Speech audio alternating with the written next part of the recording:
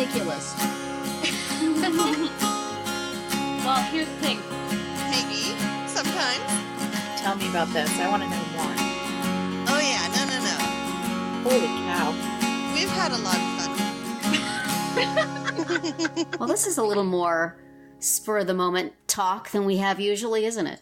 We had the best laid plans to talk later today, and then Nicole, you have Australians invading your home. I have another bunch of Australians that will be arriving, or actually, I have to go pick them up. That's what that's why we are meeting earlier. Thank you. So it's a different bunch of Australians? Well, this is part of the same bunch that was here a couple days ago. Are you just, on the Australian tourist board list while in California? Nicole. Stop She by. loves Australians. Yeah. You know that tour California in like 7 days? I'm a stop. This way, I've got the Australian flag out the front. People know to stop here. So no, this is my cousin and her mother and her daughter and son, and her mother and her daughter were already here this past year. So they're stay away. Coming back again. They can't get enough of us. Do you have large hospitality responsibilities when this happens, or are they just sleeping on your floor and leaving? No, they're staying for a visit. This will be, it will be eventful. Every day will be. And apparently you provide pickup service as well. Yes, I do. This will be a planned, scheduled visit where we will have events every day. And oh my. Yes. Thankfully, I have the space in my house to accommodate them, and we aren't, on top of each other like sardines. So it'll be good. I mean, they've been here before. This is like their third or fourth trip here. Wow. So yeah, nice. Coming back for another visit. What you get for living in Southern California. I know, right? Yeah, we were going to then bump our conversation till tomorrow, except tonight I have relatives coming in from the exotic locale of Pennsylvania. But my sister-in-law just called yesterday and said, can we come and stay overnight? I have a doctor's appointment in the area the next day. And so this is when we go into the flurry of activity of how long has it been since we washed the sheets on the bed downstairs? Oh, no. And is anything leaking on anything there that we should clean up? And maybe we should, dust the floor or something. So we do our very, very, very minimal hospitality actions because we really don't want people coming over that much. We'll give you a place to sleep, but we it ain't gonna be nice. What it's gonna be like. Exactly. You take your chances. No, we have some stuff for our bathroom renovation piled up on the floor downstairs, which we're now gonna have to find a hiding place for. Since my son moved out, we have a whole extra bedroom up there, and then we always had kind of like a spare room anyways. So, and it's on the east side of the house, and now that her brother's been away at school, my daughter's pretty much taken over the east wing. So our guests will be moving into the east wing of the house. I see. Very nice. We'll have to share her space with them. So you're using his room as a guest room and not as the place we put all the junk when people visit so they don't see it room? Well, that's my office. And Kristen actually moved into his room when he left. And then her very pink girly room is now a guest room. I see. And then we have another room that's nice. So anyway, and speaking of rooms, poor Catherine has to record in interesting room today. You're in your basement studio today. That's right. Today we are coming to you from the basement instead of the little office where I usually am. So it's slightly echoey because there's very little soft absorbent material down here, except in the really lovely leather recliner that just were purchased against my wishes. Oh, my. Room. Oh, there. Tell us about the recliners. Yeah, tell us, Catherine. You were describing it earlier, and it just sent shivers down my spine. So please share with our listeners. Add this to our list of guy things, along with torn clothing, is giant leather recliners. Yeah, and everyone in the family loves these things except me. You know, yeah, the kids like them. My husband, of course, picked them out. The dogs like to snuggle up. But it's like two conjoined recliners with like a console in the middle. And they're leather, they're brown, they recline, obviously. They have like adjustable headrests. They have drink holders that light up. The whole thing has to be plugged in because it has like USB ports and outlets. It's so ugly. Now the USB ports I would enjoy. I would not mind a couch with USB ports. Yeah, I have to put that on our list. It does have USB ports. Just like on the back behind the cushions, that'd be cool. Oh, it's having to plug in the chairs is kind of hilarious. Yeah, it's not my favorite, but it's here. It makes everybody happy. Yeah. My son asked me the other day if the next couch we got could be a leather couch. And I started listing all the reasons why that was never going to happen. But I guess that's something that appeals to males. I mean, my son, for years, anytime you ask him for like a wish list for Christmas or his birthday or whatever, puts recliner on it. Oh, really? Yes. In addition to the alpaca. Yes. Alpaca. Oh, yeah. Okay. An alpaca and a recliner in his life is complete. Your son has very interesting taste. Yeah. So, of course, he's very happy with the recliners. Just need to get him an alpaca blanket to hang over the back. Yeah. He really wanted one for his room, but, you know. Sorry, that's not That would be the ultimate. Yes. Well, it sounds like you've got all the bells and whistles in that chair. You have everything you need. For the record, I'm not sitting in the recliner right now. But it's in the basement, right? It's in the basement. So everybody can go downstairs and enjoy the recliner, and you can stay upstairs. I can stay upstairs with pretend it doesn't exist. Exactly. Yes, fabric furniture and not plugged in. Exactly. Well, we need to get a new couch desperately. I mean, even I will say that our couch is the equivalent of the clothes I was complaining about my husband wearing. Our couch is like that. But, you know, at the beginning of the summer, my husband said, this summer we're going to buy a couch. I have all these, you know, I've heard about a sale. We're going to go buy a couch. And then the floor in the bathroom got worse. And then now the oven is turning itself off. And the refrigerator isn't freezing things. And it's like every time, the cars have needed, you know, monthly $800 or $900 worth of service. So the couch is just going to have to sit there looking like heck for a very long time. It's like it keeps going down the list of need. You know, it's like it gets towards the top. Then other things push it down. But it's really disgraceful looking. So I don't really want a brand new leather recliner with all that stuff, but it probably would look nicer than what I got now. Well, and also soon we're just it only seats 2 people, so that's not very practical, if you ask me. It's not. Oh, well. Well, so all of this is by way of saying, listeners, if we seem particularly disorganized and lacking in forethought in this episode, have some sympathy. This would be why. Life's happening fast this week.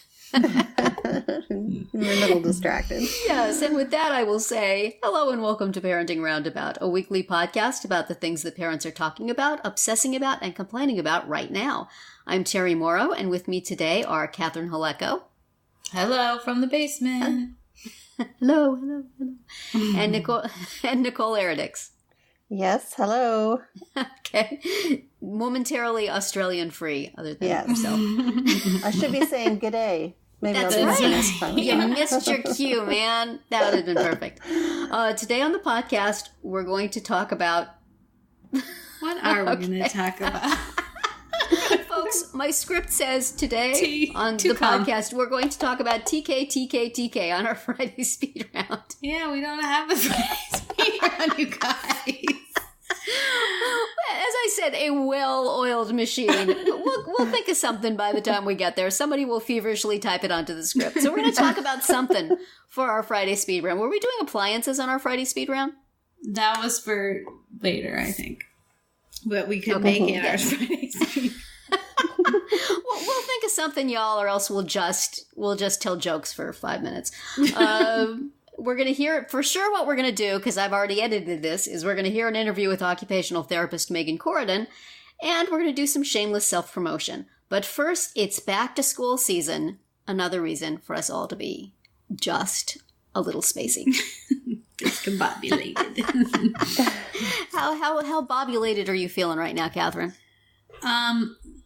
Well, except for the whole basement thing, it's not too bad. I still have a couple of weeks before school starts. Yes. So, I'm hanging in there. I have one kid. We already have the schedule. My high schooler, she knows the building. She's got the schedule. We've got the ID. We did all that stuff. The other one, who's going to a new building, his registration day isn't until next week. So, and I'm hoping that I can bring the big sister along and she can show him where everything is. Oh, nice. In that building. Because she's just been there pretty recently. So, yeah. So that's, things like, my daughter decided to be on the tennis team. And so yesterday afternoon, she's like, we have a scrimmage tomorrow. We're supposed to wear uniforms. Mine isn't here yet. I need a red tennis skirt. Right now. No. Right now. Turn the car around and we went to the mall. Oh, my. That's the sort of thing that's going on for back to school prep. Yes, well, in anticipation of just such things, I had written a post on the Friendship Circle blog about school first milestones for parents of kids with special needs. The way we celebrate the first day of school, we celebrate the first 100 days. I think we could also celebrate, or not celebrate so much as mark, for special education, first missing accommodation, first time you catch the school doing inclusion wrong. First time the paraprofessional pulls you aside and tells you things you're not supposed to know. These are firsts that I marked very much every school year. And I wondered if you guys have some atypical firsts that you may have either celebrated or dreaded. Like, first time your daughter says she needs a piece of a uniform that you're supposed to create, create out of thin air. Right. With me, it would be school supplies. You're on the way to school and they say, I'm supposed to bring a protractor. And it's like, okay, last night would have been a good time for this information. Right. At least I got this information the day before, not the hour before. In parenting terms, that's a virtual infinity of time. Right. Yeah. So, we always celebrate the first day of school, and when kids are little, they now celebrate the 100 days. Did you do that when you were a teacher, Nicole, or was that more? You did do that. I did. Yeah. I didn't do it as a kid, but it was a thing when I was a teacher. Right. And it became a thing. Is that just did that become a thing because it was the teacher saying, we're more than halfway through the year? Thank goodness. No, it was We math. need to know. It was related to math. Oh, yeah, was it? Yeah. I kind of thought it was, they were Xing off the days in the calendar until they get rid of your kid, and they finally get to 100, they throw a little party. No, it became some sort of math celebration, like Pi Day. Oh, okay. So, Pi Day is another one that's that's new. That's my understanding of fun it. stuff. Yeah. Yeah. So I think, this year, one of those milestones that I'm not going to get to celebrate this year, but that I'll look forward to in a couple of years is having both kids back in the same building again. Oh, that is so nice. My kids are 3 years apart, so they were in the same elementary school for 3 years. And then now they're in different buildings all the way up until my daughter is a senior. So they'll have one more year where they're in the same building. That is so nice. Yeah, so when that happens, that's a nice thing. You know, when my kids were little, when you have kids in special ed, you don't necessarily go to the neighborhood school, at least back in the day when they were little. So even in elementary school, they would be in different schools. And you'd have to go to different back-to-school nights on this. You know, at least if your kids, one's in middle school, one's in high school, they're on different nights usually. In this case, it was the same night. And it was just, it's possible that at one point I may have decided on one child's placement just solely so they would be in the same school. It's like, knock them down a notch, put them in that school. That's fine. Just because it's so difficult. I mean, if you want to volunteer both places, if you want to, you know, go to school events in both places, it's just... It's so impractical. It's why, you know, one of the nice things about inclusion is theoretically everybody should be going to their neighborhood school. And you can have everybody in the same place like everybody else. But still, even now in our district, I don't think it quite works that way. And I have friends who, you know, who voluntarily, just because of their kids' needs or whatever, they have kids in different schools. Right. And... You know, I had a friend one year who had 4 kids in 4 schools in two districts. Like, oh wow! I don't know how she pulled that off. I mean, that's possibly illegal. Yeah. Did they have a relative in the other district that the kid was living with supposedly?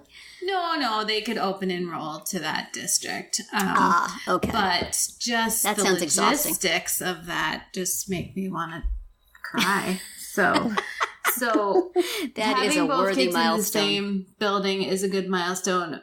Having them pack their own lunches and actually bring them once they pack them is a big milestone. Those are 2 separate steps right there. Yeah. Exactly. Not always come through at the same time. Right. I don't know. How about you, Nicole? What are some of your milestones you're observing? Well, I actually did celebrate one of my milestones this year. Like literally. Yeah, like with a glass of champagne. Well, it was a little too early for champagne, but it was a second cup of coffee. And I kicked my feet up on the coffee table and said to myself, this is the first time in 17 years I have not driven a kid to school on the first day. I think that deserved a donut to go with the coffee. Oh, yes. If I had been dressed, I would have gone to get a donut. But the whole idea was staying out of your car, so. Yeah. I didn't want to get in my car. So, yeah, that was a big milestone. Yeah. So now, both kids, well, my son, of course, is driving, but my daughter is now driving to school. And I'm not stressing about that. Yeah. And another couple milestones that I actually did look forward to and was excited about was when my daughter started doing her own homework. She didn't need my help anymore. And she started studying for tests on her own. That is nice. Big moments in our house. Yes. Very big moments. So. Yes. I celebrated when my daughter got to that point of not wanting me to help with homework and not wanting me to help her study until I realized that basically she was just not wanting to have to actually do the work the right way. She was wanting to just put anything down on the homework and be done with it and, just run her eyes over the textbook. If I help, I help! And we do everything. We read it 5 times and we go over it and we talk it through. And it's like, she's like, that's okay, Mom. No. I'm just going to do this inadequately by myself. Right. So it's a mixed blessing sometimes. I guess I should say, I should qualify that then, that kids successfully do their own homework. That sounded like a teacher thing. Study. It sounded like a rubric of some kind. She is making progress towards doing her own homework. Yeah.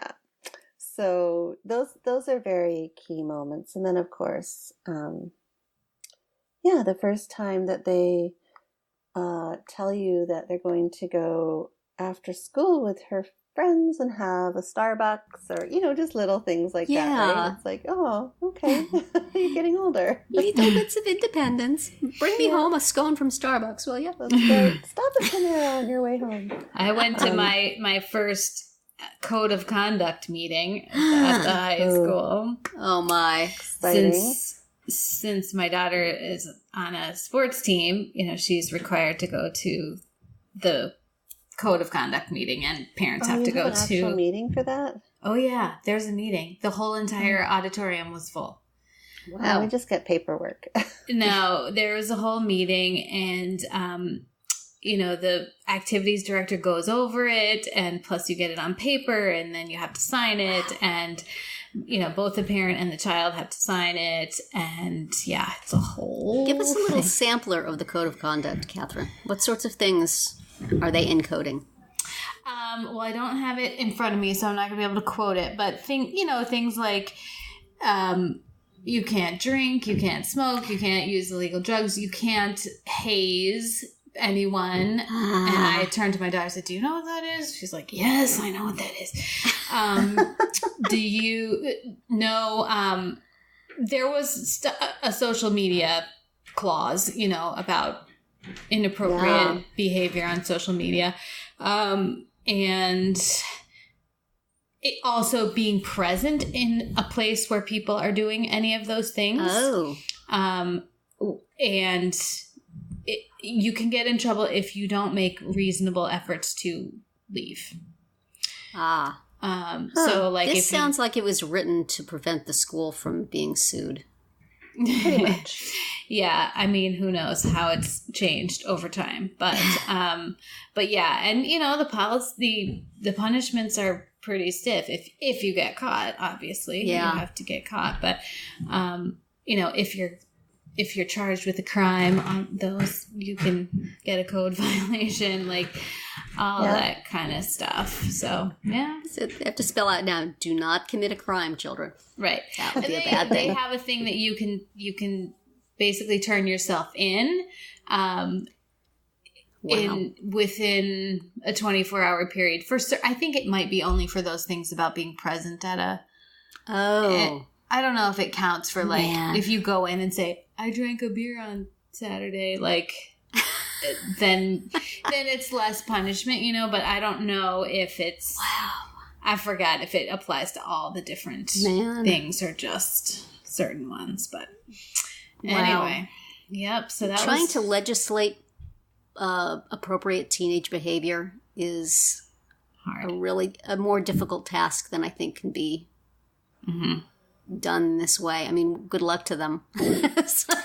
Yeah, I mean, I don't know. I know my daughter had a friend last year who,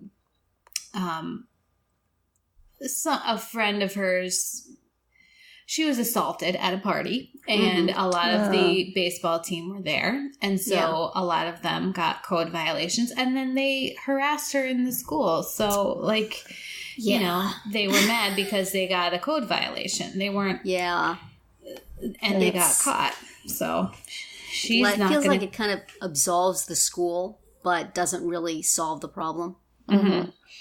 I know there was a story in the paper here a little while ago where I guess a family was suing the school over some online harassment their child had experienced, and my husband said, well, what does the school have to do with that? What is the school supposed to do about that? And I'm like, well, I bet there are rules that the school has.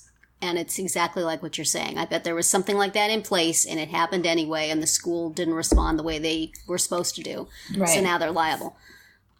Yeah, I mean, in this case, the school did punish these boys, but they retaliated, and I don't know if they got punished for that. Yeah, they punished in an ineffectual way that just got the school off the hook, I think. And just kind of made it worse for this poor girl who did the right thing by reporting what had happened to her. Yes. Mm-hmm. So, I don't know. This is the first time one feels the weight of all the stuff that's going on in the world on your child's shoulders of the year. Yeah. It's when you go to the code violation thing and go, oh my gosh, maybe I'll just keep her home. Right. Yeah, I mean, there's also milestones like that we're definitely hoping to miss, like the first code violation. Yeah. Or just the first, I forgot, blah, blah, can you bring it to me? Yeah. Those are some of the non-milestone milestones that are on there. Yes. Yeah, I certainly got those. Call, first call to bring something that's missing. Or for some reason, my son kept forgetting to bring his glasses to high school. And so fortunately we live right next door to the high school, but I would get the call or I would get the text, please bring his glasses over. And I'd run over to the office. So that was missing items are a big, Yeah. A first of many, many, many every school year. Absolutely. Well, I know which milestone I'm hoping to miss this year. Yeah.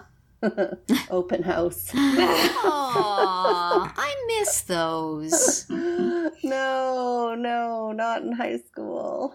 Oh, no, I lived for that stuff. Oh, no. First chance to talk to the teacher. And Well, I guess this is an open house in the sense that you talk to the teacher, but it's more, listen to the teacher's plan for the year and their behavior policy and, all the wonderful things that they're going to teach our kids, and just send me something home and I'll read it. I don't think our high school does that. Oh, ours did, and I loved it. I miss that because it's like when your kids go to college, they don't do that. You don't get to go meet all the professors and hear what they're going to be talking about and have a chance to put in a word for your kid.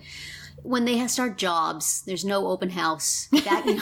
Back to work night where you can go meet all their employees and bosses and, eat a brownie with them. You lose that ability. You take it for granted now, you who have children in school. There will be a day when you say, I wish, could we have an open house there at the workplace? I have some questions. Can I have your email address, please? Do you have a website for comments? I think that's a Terry thing.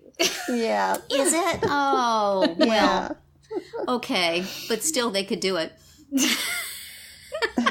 Now, that was always my back to school night open houses.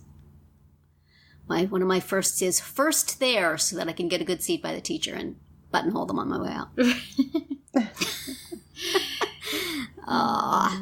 That's sad. Well, I certainly did celebrate in addition to firsts, if you want to consider lasts, my last IEP meeting was a big, Oh, yeah. big thing. First year where I realized I didn't have to go to an IEP meeting because both my kids were out of school. Yes! What? Yeah, I could see that being a thing for sure. Yeah, that I do not miss. Although being able to sit down and talk about all the things your kid needs and having people at least pretend like they're going to pay attention is something I miss maybe a little bit. But having at least that theoretical venue for doing those things, even though there was always the first IEP violation every year. First tense phone call with the child study team. Right. First letter CC'd to the State Department of Education. First scowl at the classroom teacher because she didn't do her job. Yes. First time you feel that maybe you may be escorted out of the building. First time you walk by and people give you that look. Oh, it's that one. It's that one. Stop talking. You don't want to hear anything. Oh, So many firsts. Mm-hmm. All right. Well, I'm sure as the school year goes on and we continue to record, you will find out some of the exciting firsts and lasts and I wish this didn't happen milestones that we experienced. Indeed. And now we're going to do a speed round about home milestones, right? Yes. So, Terry, earlier you kind of dropped a little comment into our conversation about your oven not working. Yes. And appliances, they're kind of a huge deal when you're an adult. You don't realize that as you're younger. But when you start looking at the types of appliances that you need to run a home or to be in a house and to live. And I mean, I know because I'm sitting here listening to my dryer bang away. And my daughter keeps telling me or asking, when are we going to get a new dryer? When are we going to get a new dryer? And it's like, okay, but it's not that easy for numerous reasons. So why don't you tell us about your oven? And kids do think that it's kind of like, let's just go run down to the store and buy a new one, like with the pocket change we got in our wallet. Right. I have to sit down and say, kids, let's look at the Home Depot website. You know how much this is? Let me translate this into you in your paychecks that you get. So, it's always a big concern when something needs to go. Our oven came with the house. We moved here in 98, maybe. So who knows how old it is. And it's always worked okay, but lately it is just sort of taking it upon itself to decide when it's time to turn it off. So you'll be halfway through cooking something and you'll go check it and the oven will be off. So last night my husband was trying to cook something and it's like the oven kept beeping and he would go and it would be off and he would turn it back on and he would leave the room and it would beep again and it would be off. And it's like clearly a new oven is in our near future. But to get to the point where we're going to buy an oven, it has to elbow out all the things above it on the list. Like our refrigerator has on it the Velcro strip we put on when my son was a little thing and would open the refrigerator and get into it. And so we put the Velcro strip on it to supposedly keep it closed. Of course, he learned quickly how to open it up, and so it was completely a waste. But that Velcro is still on my refrigerator. So that is how long we've had this refrigerator, since he was, just a tiny thing. So obviously that needs to be replaced. If you slam the refrigerator door too hard, the freezer door pops open and then all the ice cream gets mushy. Our microwave, I think we've had since we got married, and we just had our 27th anniversary. So it's obviously probably spewing radiation. Any protective coating it had is, long gone. So it's like we have all of these. And then as I also mentioned, our couch, which is really, a bunch of foam rubber with a few threads over the top. So we have a long list, man. So the last appliances we bought were the washer and dryer because they, stopped working entirely and moved themselves up to the top of the list. And I think the oven is there now, but just the thought of going out and buying things and then having them installed is exhausting, isn't it? Yes. It should be fun. And it should be, scheduling and I'm the like, guy to please don't make me do this. Oh, that's the worst. And I keep thinking, 6-hour window. I keep thinking what I want to do is completely redo the kitchen. After we do the bathroom, where the floor is falling in, which is obviously going to be many, many month project, I want to redo my kitchen. So why am I going to buy an oven now? Because then I'm going to have to match everything. It's like I should buy the oven and the refrigerator and the microwave and the counters and the paint and the tile. I should do that all at once. But it's never going to happen. Stuff is just going to finally say, we've waited long enough, lady.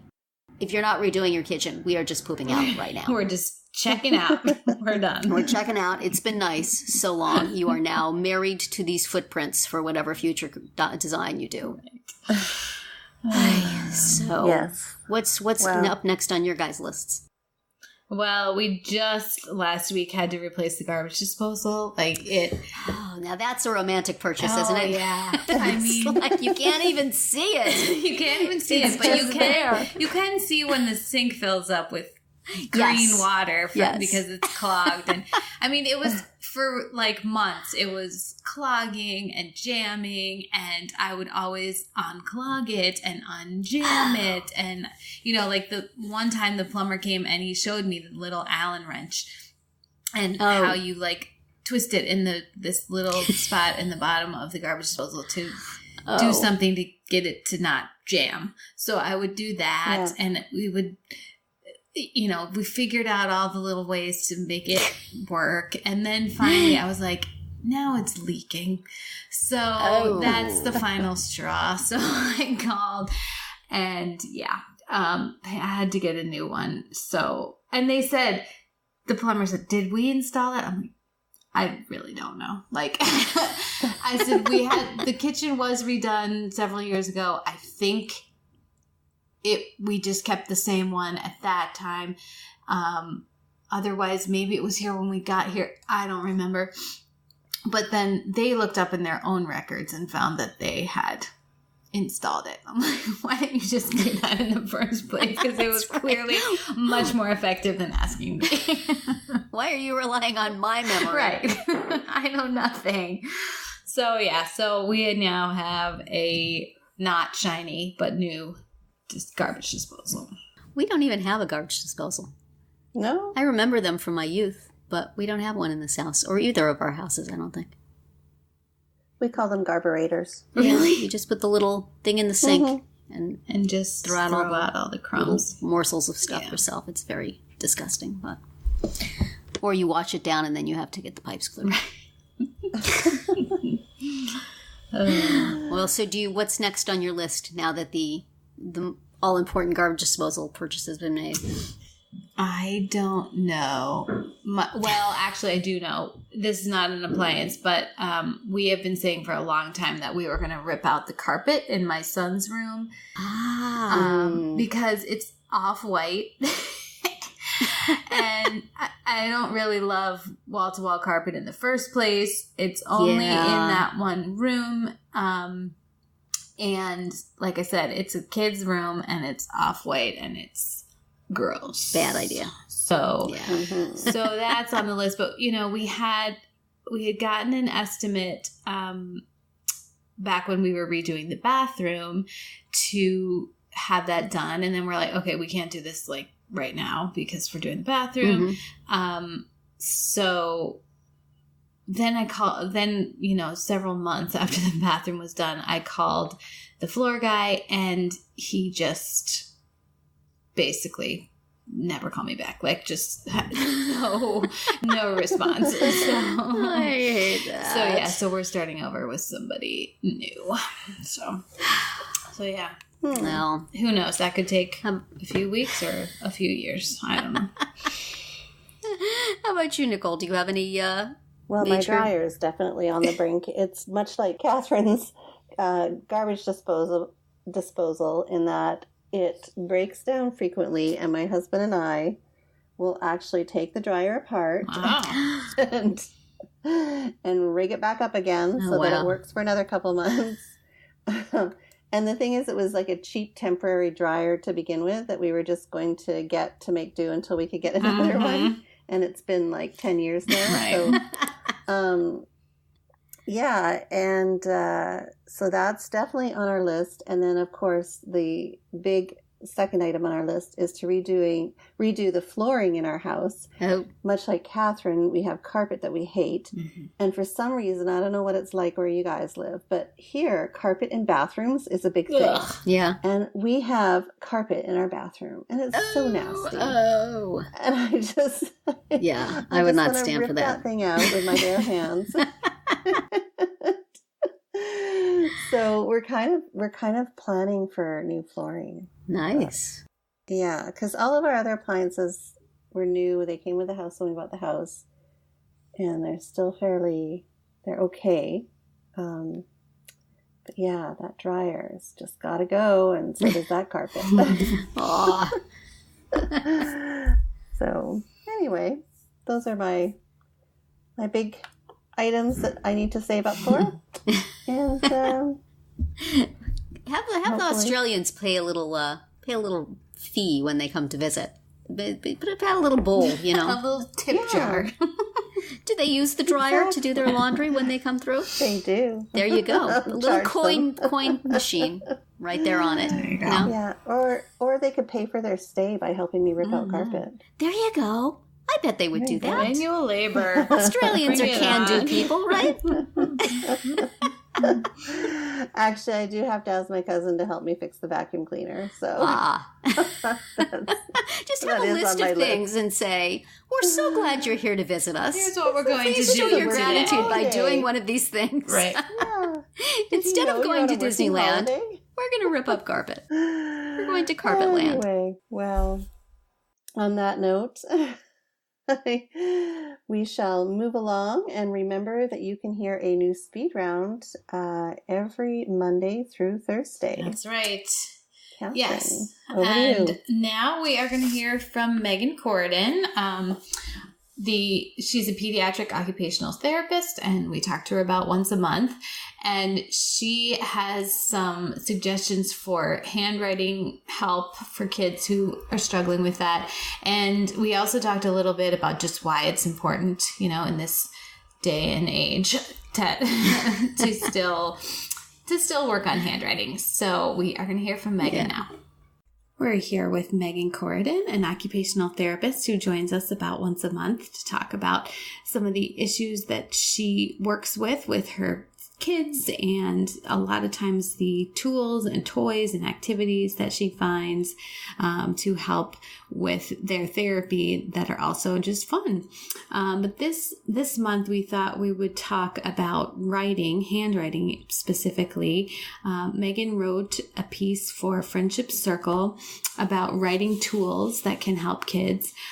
So I want her to tell us about those. But before that, Meghan, I would love it if you would talk a little bit about the importance of handwriting.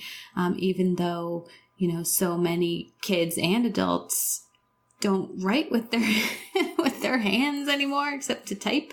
But why is it still important, especially for kids? I think it's important for a lot of reasons. First of all, in classrooms, kids are still doing mostly handwriting, especially younger grades. They are not using computers and iPads and iPhones during their school day, and they are still required to use pencil and paper. One of the biggest benefits of handwriting is it increases your memory. You're more likely to remember whatever you're writing and whatever you're doing when you're doing the actual writing. And so I think that it's important. Handwriting is going to be part of your day no matter what. If it's writing a grocery list, if it's writing down a schedule, it's just important to be able to teach them. And good handwriting is a skill that will last you forever and ever. Right. One of the things I've been doing with my daughter is pen pals this summer. And the value of the letters has been amazing, but her excitement when she gets a piece of mail, it still brings a lot of joy to other people's lives. Yeah, writing. I mean, we found that when our kids were at camp, even though they're older and they're only gone for a week, but we make sure that they get mail while they're at camp, and they love it. So, and they are required to bring paper with them, but does that mean they write back? Not really.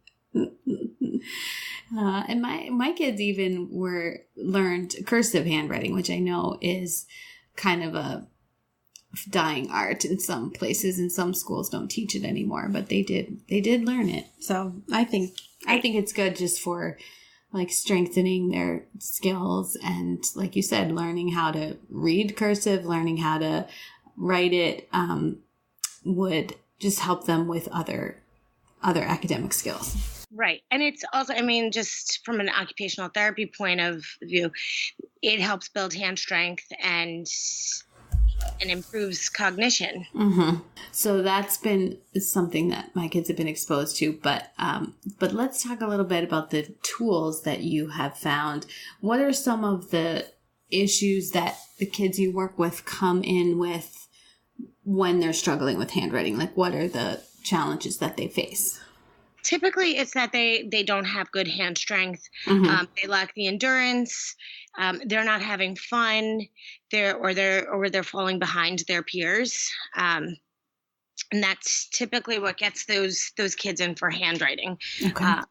So they're not being successful in a classroom setting, and therefore sort of falling behind, and confidence and self-esteem is starting to be impacted. So what do you do? What do you work with them? How do you work with them? Well, the first thing you have to do is determine where it's coming from. Is this decreased handwriting coming from just lack of interest, or is it coming from decreased strength, or whatever that is? Typically, it comes from kids have poor hand strength. So you really have to focus on building that strength up in order, before you even actually start with the handwriting piece of it. Right. So before they're even gripping a pencil or a crayon, you're working on the strength in their hands and fingers. Right. So I always start with a warm-up activity with the kids, whether, for my younger kids, I have found that this great stuff called Discovery Putty by Fun and Function. It's different resistance therapy, and there's different things hidden inside it. So there's a transportation one, there's a sweet treats one, there's an animal one, but you make it fun, and this whole like going on a hunt to rescue the animals in the mud, or there's the candy got all hidden in the frosting, and so it makes it fun. For my older kids, I tend to do things like Legos or other small manipulative toys. Right. Okay. Which I think we did an interview once about manipulative toys, so we can link right back to that for people. Another thing I tend to use for some of my kids that are using too much pressure are mechanical pencils, because they're having when kids have decreased grasp strength as they're writing, their pressure gets more and more, and they tend to break the pencils, the tip of the pencils. So I have when you use mechanical pencils, it sort of helps them learn how to sort of grade how much pressure they put on it, because if they put too much pressure on it, the tip is going to break, and they start to realize how much pressure actually won't break the tip of the pencil. Right. And I think kids just like the look and feel of mechanical pencils a lot of the time. Yeah. Like they feel sort of fancy or something. And so it feels like a special treat to use it. Yeah. And I found that the zebra cadoozles, which you can get at like Target, you can get them at Staples, any of those big office supply stores.